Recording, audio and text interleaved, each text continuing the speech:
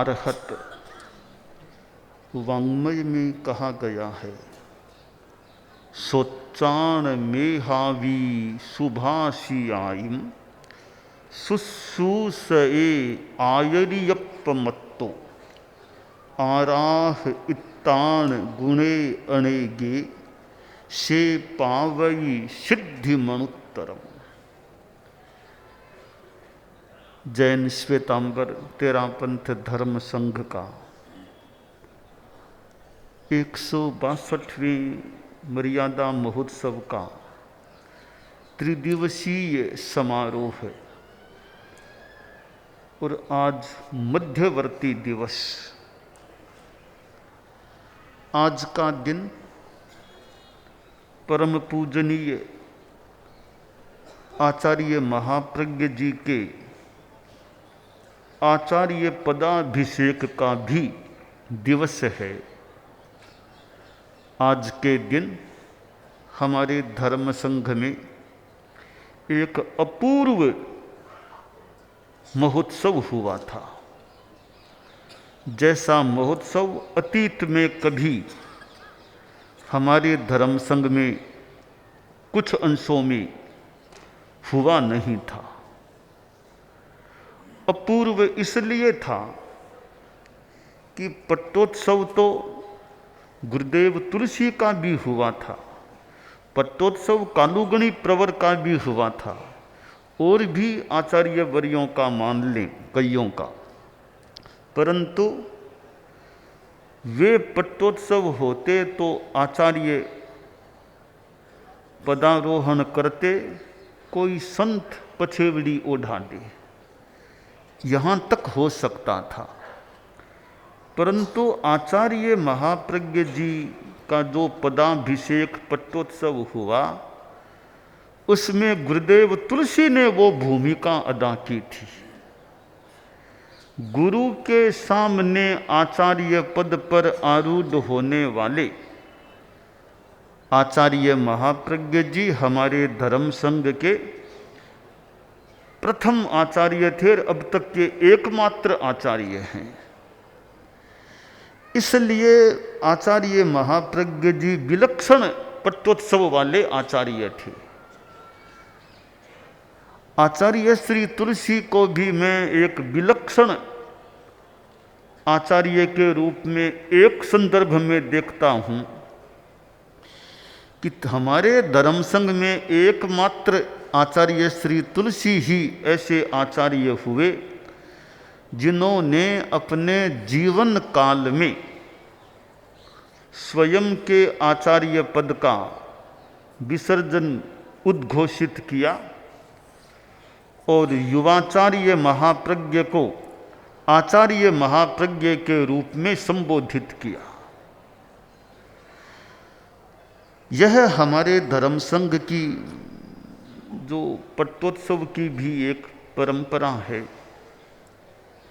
और आचार्य श्री तुलसी का एक मानो त्याग, जब आचार्य महाप्रज्ञ जी का पदाभिषेक हो गया, फिर स्वयं का वो भाद्रव शुक्ला नवमी का जो मूल पट्टोत्सव का गुरुदेव तुलसी का दिन आने वाला था संभवतः, तो कहा अब मेरा पट्टोत्सव नहीं। बहुत उपयुक्त बात मानता हूँ आचार्य श्री तुलसी की कि मैं जब आचार्य पद को छोड़ चुका हूँ, फिर मेरा पट्टोत्सव किस बात का मनाया जाए? जो आचार्य हैं उनका मनाओ, मेरा क्यों मना रहे हो?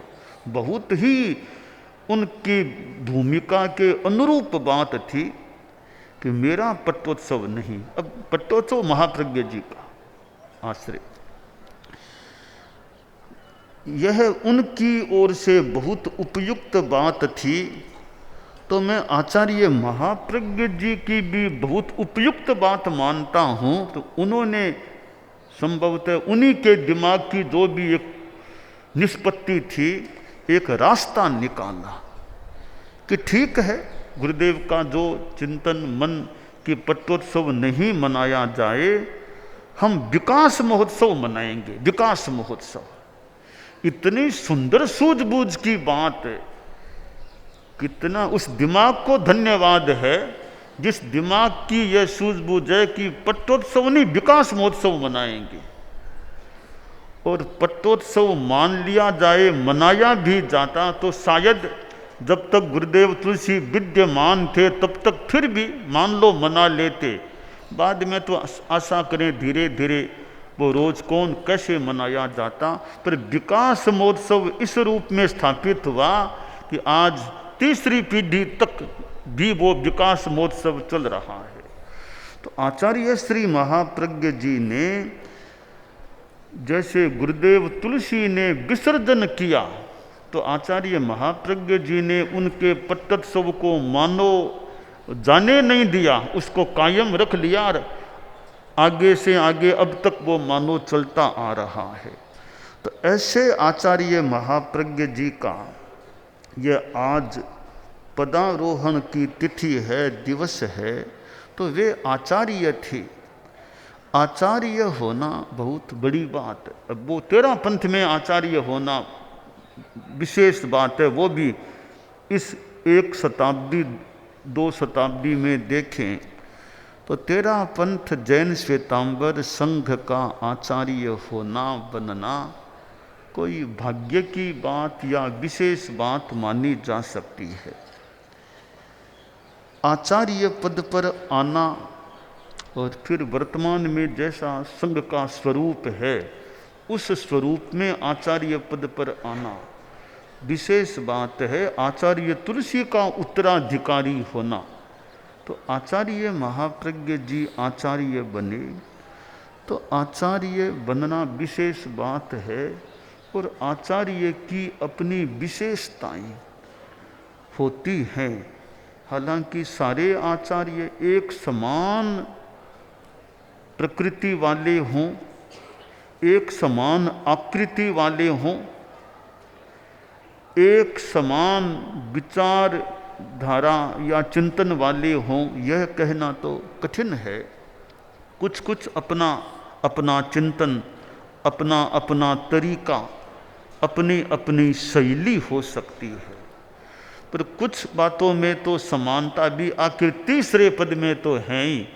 उनका चिंतन तरीका जो भी है तीसरे पद में, नमस्कार महामंत्र के 5वें पद से तीसरे पद में आ जाना कितना बड़ा उत्थान है।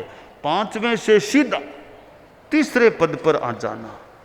तो आचार्य महाप्रज्ञ जी 5वें पद से मान लो युवाचार्य थे तो भी मान लो तीसरा पद मान लो, पर युवाचार्य से आचार्य के पद पर ऑफिशियल रूप में पदाभिषेक उपक्रम के साथ आज के दिन आचार्य पदारूढ़ हुए थे। आचार्य जो हमारे आगम में आयर्य पाठ आता है, और हमारे धर्म संघ में कोई उपाध्याय पद पर अलग से कोई साधु साध्वी नहीं है। आज तक के 13 पंथ के इतिहास की संभवतः मैं भूल न करूं तो बात है, स्वामी जी से लेकर आचार्य भिक्षु से लेकर लगभग 265 वर्ष हो गए हैं। हमारे धर्म संघ में उपाध्याय पद पर कोई भी साधु, कोई भी साध्वी संभवतः नियुक्त हुई ही नहीं। तो यह उपाध्याय की दृष्टि से अन्य कोई साधु साध्वी हमारे धर्म संघ में न आज हैं और न संभवतः अतीत में कोई हुए हैं, तो आचार्य ही हैं। इतना सा कहा जा सकता है। कोई प्रश्न करे कि 13 पंथ में उपाध्याय कोई है ही नहीं, ऐसे तो कोई नहीं है, कोई साधु साध्वी तो उपाध्याय नहीं है, पर आचार्य में ही हम उपाध्याय को देख सकते हैं। क्योंकि स्वामी जी का भी फरमान हुआ था कि 7 पदों को संभालने वाला यानी मैं अकेला हूँ। तो हम उसी परंपरा को देख लें कि स्वामी जी के पट्ट पर या पद पर बैठने वाले वो 13 पंथ का आचार्य ही, साथ में उपाध्याय की भी भूमिका उन्हीं के पास अंतर्गर्भित होती है। अर्थात वे शिक्षा, ज्ञान, सूत्र, आराधना वो भी अपना काम चलाते रहें, और आचार्य पद तो है ही उनके पास। आचार्य वैसे तो आचार से जुड़ा हुआ शब्द है, आचार, कि आचार्य के लिए मुख्य बात आचार को, कि शब्द में भी आचार्य है, ज्ञानार्य नहीं है, आचार्य है। तो आचार्य साधु, आचार में जो स्वयं पालने में साधु हो, निपुण हो, दूसरों को पलवाने का ध्यान रखें, प्रयास करें, पलवाने में सहयोग दें दूसरों को। तो इस रूप में आचार्य पद जो है उस पर महाप्रज्ञ जी गुरुदेव आज के दिन आरूढ़ हुए थे। आचार्य में श्रुत भी होना चाहिए, बाकी तो कोई बहुत जरूरी नहीं है कि बहुत विद्वान आचार्य हों ही। क्यों, आगम में कहा गया पग ये मंदा भी भवंती एगे। कई आचार्य प्रकृति से थोड़े मंद होते हैं, हो सकता है उनमें बहुत ज़्यादा वैदुष्य नहीं हो, बहुत भाषाओं के जानकार न हो, परंतु उनमें आचार की निपुणता होती है या होनी चाहिए। तो श्रुत भी हो तो एक संपदा है, बढ़िया बात है कि आचार्य श्रुत संपन्न हो, ज्ञान की बात बता सकें, कोई चर्चा वार्ता चले, शास्त्रों की ओर की बात को रख सकें, बता सकें, वाचना दे सकें, अर्थ बता सकें। तो श्रुत संपन्नता भी आचार्य में हो, होनी भी चाहिए। ठीक है, कम ज़्यादा तारतम्य हो सकता है, कोई आचार्य बहुत ज़्यादा श्रुत संपन्न हो, कोई कम श्रुत वाले हों, फिर भी आचार्य पद पर नियुक्त हो जाते हैं, तो वे तो आचार्य ही हैं। उम्र में भले छोटे हों, आचार्य से बड़े बड़े संत धर्म संघ में हैं, उनसे दुगुनी उम्र वाले संघ में हैं, उनसे दुगुने संयम पर्याय वाले साधु संघ में हैं, फिर भी आचार्य जब मनोनीत हो गए हैं तो वे ही हैं, आचार्य तो आचार्य ही हैं। उनकी तुलना में किसी दूसरे मुनि का आना मुश्किल हो सकता है। तो आचार्य में श्रुत की विशेषता भी हो तो बहुत अच्छी बात होती है कि वे ज्ञान प्रस्तुत कर सके, ज्ञान दे सके, बता सके। श्रुत ज्ञान होना एक बात है, साथ में बताने का तरीका भी हो, प्रस्तुत कर सके। कोई आदमी जानता बहुत है पर प्रेजेंटेशन नहीं है, इतना बोल नहीं पाता, तो आचार्य श्रुत को अभिव्यक्त भी कर सके, प्रवचन दे सके, यह भी क्षमता आचार्य में होनी चाहिए। कदाचित न हो तो बढ़िया रह सकता है। शील, आचार्य में शील की संपदा, उनका आचार का नैर्मल्य रहना चाहिए, और साथ में बुद्धि, उनमें बुद्धिमत्ता होनी चाहिए कि सूझबूझ बुद्धि, और तत्काल भी कोई निर्णय लेना हो, एकदम सही टाइम पर कोई निर्णय ले लिया जाए, तो यह व्यवसायात्मिका बुद्धि, निर्णायक क्षमता भी आचार्य में होनी चाहिए।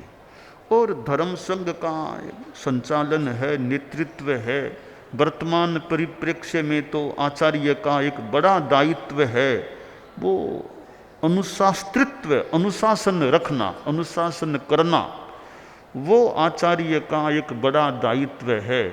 पढ़ा लिखा तो बहुत ज़्यादा हो तो ठीक है, न हो तो भी ठीक है, पर अनुशासन चला सके वो क्षमता तो आचार्य में होनी ही चाहिए कि संघ का संचालन कर सके।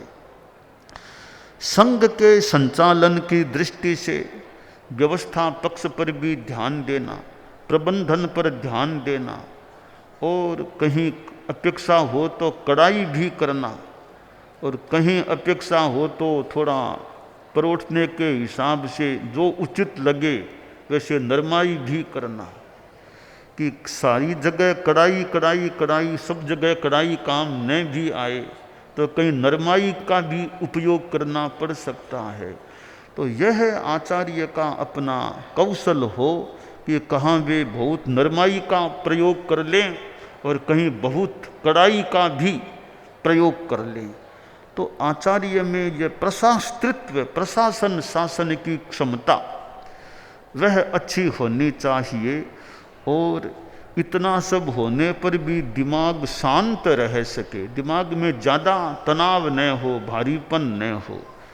आचार्य महाप्रज्ञ जी को हमने देखा, जितना हमने व्यवहार में देखा, यूँ अपने हमारे धर्मसंघ के अधिशास्ता थे, आचार्य थे, और यूँ संभवतः बहुत ज़्यादा कोई तनाव नहीं दिमाग में, अपने ढंग से विराजमान रहते, अपना ज्ञानात्मक काम भी करते। तो यह उनकी साधना मान लें, प्रशस्त चिंतन मान लें कि ज़्यादा तनाव न हो। आदमी को प्रशासन शासन करना है और तनाव में बार बार जाता रहे तो यह थोड़ी बढ़िया बात नहीं होती। हमारे धर्म संघ में आचार्य महाप्रज्ञ जी ने आचार्य का दायित्व संभाला, और आचार्य श्री तुलसी के बाद में, पहले तो फिर भी मान लें गुरुदेव भी विराजमान थे, तो भी गणाधिपति श्री भी हैं, आचार्य श्री भी है।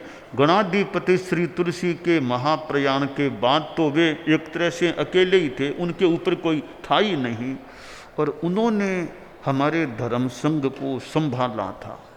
गुरुदेव तुलसी के प्रयाण, महाप्रयाण के बाद धर्म संघ को संभालना, और कुछ जितना मैंने अनुभव किया, थोड़ी कठिन स्थिति, कठिन परिस्थिति भी उनके सामने आ गई थी, फिर भी उन्होंने अपने ढंग से धर्म संघ को अपना संभाला था। तो इस उम्र में, एक जवानी में तो मान लें फिर भी जोश, और उनकी तो उम्र भी थी, 75 के पार की उनकी उस समय उम्र थी। तो उस अवस्था में उन्होंने धर्म संघ को संभाला था, और इतना ही नहीं, यात्राएं भी कर ली। कहाँ मुंबई, कहाँ गुजरात, कहाँ खानदेश, मध्य प्रदेश, दिल्ली, हरियाणा, पंजाब, कहाँ कहाँ वे जीवन के 9वें दशक में पधारे थे।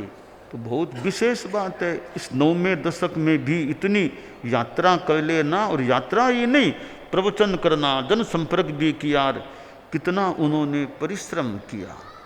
और धर्म संघ में आज्ञा, व्यवस्था, अनुशासन, तो यह हमारे धर्म संघ में जो विधि विधान का क्रम है कि एक आचार्य की आज्ञा में रहना, आनम सम्मम आराह इस्सामि, आज्ञा की मैं सम्यक आराधना करूँगा। आगम की भी आज्ञाएं हैं, गुरु की, आचार्य की भी आज्ञा होती है। तो आज्ञा के प्रति जागरूकता, यह हमारे धर्म संघ की विधि है। आचार्य की जो आज्ञा हो जाए तो आज्ञा के प्रति अहोभाव, सम्मान का भाव, तो यह एक विशेष बात है कि भी हमारा निवेदन तो यह है, बाद में फिर जो आपका निर्णय हो वो हमें स्वीकार है। एक बार संतों से कह दिया गया कि भी अब यहाँ से थोड़ा आसपास विहार करो, यहाँ ज़्यादा ठाणों को नहीं रखना है। तो इंगित या निर्देश दे दिया गया, भी यहाँ से जल्दी विहार करो, यहाँ ज़्यादा संतों को नहीं रखना चाहते। तो कई संत आए, और हमारा निवेदन है कि आप हमें यहीं रखाएं, अभी आपका जो निर्देश होगा हमें वही करना है, करना वही है जो आपका आदेश होगा, पर हमारा निवेदन है हमें आप यहीं रखो अभी। तो यह तो ठीक है, निवेदन तो मान लो कर दें, आखिर करना हमें वही है जो आपका निर्देश हो। यह बहुत बढ़िया बात है, बहुत विनय की भी बात है, और बढ़िया बात है कि धर्म संघ में यूँ आज्ञा के प्रति एक रुझान है, सम्मान है, वो नियति है, जो भी है, तो वह आज्ञा के प्रति एक सम्मान का भाव, अहोभाव, जागरूकता का भाव। अब चतुर्मास का आदेश, कभी वहाँ चतुर्मास करना तो ठीक है, इच्छा मन की है कि नहीं है, तो निर्देश हो गया है तो उधर जाने का प्रयास करो। विहार किधर करना जिधर आपकी आज्ञा। यह हमारे संघ की परंपरा व्यवस्था है। और आचार्य भिक्षु जो हमारे प्रथम आचार्य हुए, आद्य अनुशास्ता हुए, हमारे मानो जनक, परम पिता जनक हुए हैं, वो उन्होंने जो ये विधि विधान व्यवस्थाएं बनाई हैं, और धन्य है स्वामी जी को कि स्वयं की साधना करना और नए समुदाय को इतना एक रूप देना, व्यवस्थित करना, और जो लिखत लिखा कहना एकणरी आज्ञा में, एक की आज्ञा में चलना है। तो ये उन्होंने जो बात कही है वो एकण की आज्ञा, वो परंपरा हमारे चलती आ रही है। तो आज्ञा के प्रति जागरूकता और मेरम सम्मम पालयिष्यामि, कि मैं मर्यादा का सम्यक पालन करूँगा। जो मर्यादाएं हैं, मर्यादाओं का पालन करना, यह मर्यादाओं का भी सम्मान हो तो आदमी अपनी सीमा मर्यादा में रहे, वह भी एक अच्छी बात हो सकती है। तीसरी बात कि आयर्यम सम्मम आराह इस्सामि, आचार्य की सम्यक आराधना करूँगा, कि हमारे जो आचार्य हैं मैं उनकी भी सम्यक आराधना करूँगा। उनकी आज्ञा की बात तो है ही है, और भी मानो सेवा शुश्रूषा, उनका ध्यान रखना, जो भी उचित विधि विधान है, व्यवस्थाएं हैं, मैं आचार्य की सम्यक आराधना करूँगा। आचार्य महाप्रज्ञ जी को तो मैंने देखा, वे आचार्य पद पर पदाभिषिक्त हो गए, वे गुरु यानी गुरुदेव तुलसी की आराधना को मैं भूल न करूँ। गंगा शहर में गुरुदेव तुलसी यूँ विराजे हुए थे, और आचार्य महाप्रज्ञ जी को प्रवचन के लिए संभवतः पधारना था। तो महाप्रज्ञ जी गुरुदेव तुलसी के पास पधारे, नीचे विराजे या वंदना, नीचे विराज के वंदन किया। तो संभवतः गुरुदेव तुलसी ने कहा, महाप्रज्ञ जी क्या आचार्य बने हो, छोटे साधु की तरह तुम बैठ करके वंदना करते हो, क्या आचार्य हुए हो। उसी प्रसंग में एक अन्य प्रसंग में आचार्य महाप्रज्ञ जी ने बड़ा सुंदर उत्तर दे दिया कि गुरुदेव मैं धर्म संघ का तो आचार्य हूं, पर आपका तो मैं शिष्य ही हूं। तो यह गरिमापूर्ण बात है कि स्वयं आचार्य हैं, पर गुरुदेव के सामने वो उनका अपने आप को शिष्य मान रहे हैं। तो आचार्य श्री महाप्रज्ञ जी का जो ये विनय का व्यवहार, अरे गुरुदेव तुलसी का भी विनय का व्यवहार देखिए। जब मैंने संतों को सुबह आज पश्चिम रात्रि में कुछ बातें बताई थी, जब जयपुर में 1994 की बात है, सन 1994 सुजानगढ़ मर्यादा महोत्सव के बाद गुरुदेव दिल्ली पधार रहे थे बाया जयपुर। तो जयपुर पधार गए, वहाँ सिस्किम में ग्रीन हाउस होता था सुराना परिवार का, तो वहाँ गुरुदेव तुलसी का प्रवास हो रहा था। तो एक यूँ गोष्ठी हुई थी, वहाँ तो गोष्ठी में गुरुदेव ने संस्कृत भाषा में और में कुछ प्रेरणा, कुछ अपने उद्गार कि महाप्रज्ञ जी हैं, अब मैं नहीं हूँ, ऐसे फरमा दिया। जयपुर में एक प्रोग्राम हुआ, सार्वजनिक सा वो प्रोग्राम हुआ, उसका नाम मुझे याद आ रहा है, अभिनंदन मानवता के भविष्य का। तो प्रोग्राम हुआ, यहाँ खुले में थोड़ा प्रोग्राम हुआ, तो वो मंच बना, तो कई बड़े बड़े लोग, ये कुंभाराम आर्य, संभवतः ओम पूर्ण स्वतंत्र, भैरू सिंह जी शेखावत, ऐसे संभवतः कई लोग यूँ मंचासीन थे। और आचार्य श्री तुलसी, गुरुदेव तुलसी पट्ट पर थे, पास में आचार्य महाप्रज्ञ जी भी एक पट्ट पर विराजमान थे। तो गुरुदेव तुलसी ने प्रवचन शुरू किया। प्रवचन करते करते कहा भी मैं भी ऊपर क्यों बैठूं, आपके साथ बराबर साथ बैठना चाहता हूँ, ऐसा कुछ फरमा के पट्ट से नीचे उतर गए। गुरुदेव तुलसी का मैं भी नीचे ही बैठता हूँ। तो पट्ट छोड़ दिया और मंच पर ही नीचे विराज गए। तो गुरुदेव नीचे विराजे, तो आचार्य श्री महाप्रज्ञ जी तो कम थोड़े ही थे उनसे, वो भी खड़े हो गए नीचे, खड़े होकर नीचे मतलब बैठने के लिए। अब गुरुदेव का विनय या देखिए, गुरुदेव बैठे बैठे फरमा रहे हैं, महाप्रज्ञ जी, आचार्य जी आप तो ऊपर ही बैठिए, आप तो ऊपर ही बैठिए, आप ऊपर ही। अब देखिए, वैसे उनके शिष्य थे, आचार्य पद पर हैं कि आप तो ऊपर ही बैठिए, मैं नीचे बैठता हूँ। ये कितनी उनकी महानता मानो आचार्य तुलसी की कि भी मैंने आचार्य पद दे दिया, अब वे तो ऊपर ही बैठे, मैं नीचे ले बैठ जाऊं। तो एक और आचार्य महाप्रज्ञ जी का विनय कि गुरुदेव तुलसी को यो नीचे बैठ करके वंदन। गुरुदेव तुलसी का विनय कह दो, सम्मान कह दो कि खुद नीचे विराज गए, महाप्रज्ञ जी प्रवर को ऊपर बैठने के लिए फरमा रहे हैं। तो यह इतनी विनयशीलता, तो हमारे धर्म संघ में विनयशीलता की बात है और हमारी तो परंपरा सी है। वो तो खैर आचार्य थे, बड़े संत, दीक्षा में बड़े संत भी आ जाएं चतुर्मास के बाद, तो मैंने मेरा देखा हुआ है गुरुदेव तुलसी नीचे विराज कर, कभी तो रास्ते में गली में भी नीचे विराज करके बड़े मुनिश्री को वंदन करते, नीचे विराजते, गली में रोड पर ही नीचे विराज जाते, क्योंकि आचार्य हैं। तो उनका भी एक विनय देखिए कि मेरे से दीक्षा में बड़े हैं, रत्नाधिक हैं, तो उनको वंदन करना। और ये बड़ी बात, यानी एक हमारी सामान्य परंपरा सी है, हमारे प्राचीन साहित्य में भी ऐसा उल्लेख मिल सकेगा कि बड़े संत आए तो उनको वंदन करना। तो यह विनय केवल साधु साधियों में नहीं, आचार्य में स्वयं में विनय का संस्कार कि आचार्य भी नीचे बैठ के वंदन करो अपने से, बड़े संत जब आ जाएं चतुर्मास करके। तो यह, और कदाचित व्याख्यान के बीच में भी आ जाएं तो शायद व्याख्यान के बीच व्याख्यान छोड़ के भी नीचे बैठ करके आचार्य वंदन कर लें।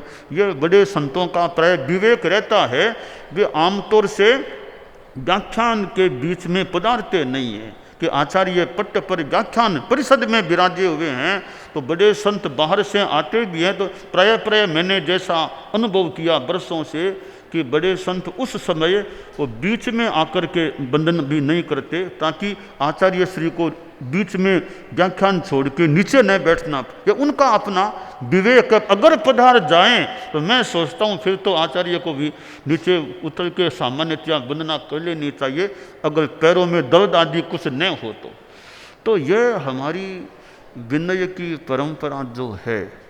और साधु साधियों में भी जो एक हमारे संस्कार हैं कि आज इतने साधु साधियाँ हैं, पर वो विनय के संस्कार भी चौमासा कहाँ कह दिया, चाकरी किसकी कहाँ कह दी, तो कह दी, फरमा दी, कह दी, बस अब तो उसकी तैयारी करो चाकरी करने की।